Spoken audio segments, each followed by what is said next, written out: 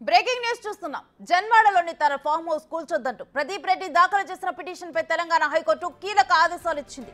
Farm house కూల్చివేసే విషయంలో నిబంధనలకు అనుగుణంగా నడుచుకోవాలని స్పష్టం చేసింది.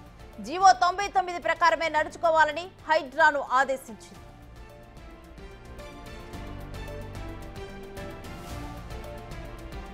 పిటిషన్ పై విచారణ జరిపిన న్యాయస్థానం హైడ్రాను ఏ ప్రాతిపదికన ఏర్పాటు చేశారని ప్రశ్నించింది.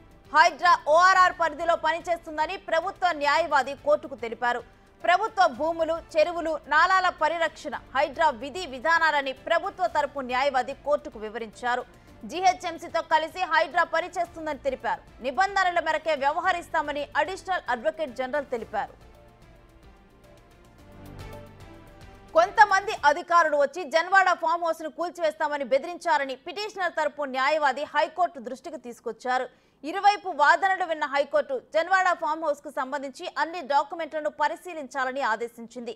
జీవో 99 నిబంధనల మేరకు హైడ్రా నడుచుకోవాలని పేర్కొంది. హైడ్రాకు సంబంధించిన పూర్తి వివరాలు ఇవ్వాలని ఏఏజీని న్యాయస్థానం ఆదేశించింది. జన్వాడలోని ఫామ్ హౌస్ కేటీఆర్ది అంటూ అధికార పార్టీకి చెందిన నేతలు ఆరోపణలు చేస్తున్నారు. ఇదే విషయంపై బీఆర్ఎస్ వర్కింగ్ ప్రెసిడెంట్ కేటీఆర్ స్పందించారు. తనకంటూ ఎలాంటి ఫామ్ హౌస్ లేదని స్పష్టం చేశారు. జన్వాడలో ఉన్న ఫామ్ హౌస్ తన స్నేహితుడిదని చెప్పారు. కానీ ఆ ఫామ్ హౌస్ ను తాను లీజుకు తీసుకున్నట్లుగా వివరించారు. నిబంధనలు ఉల్లంఘించి ఎఫ్డిఎల్ పరిధిలో ఫామ్ హౌస్ ను నిర్మించి ఉంటే తానే దగ్గరగా ఉండి కూల్చివేయిస్తానంటూ కేటీఆర్ చెప్పారు.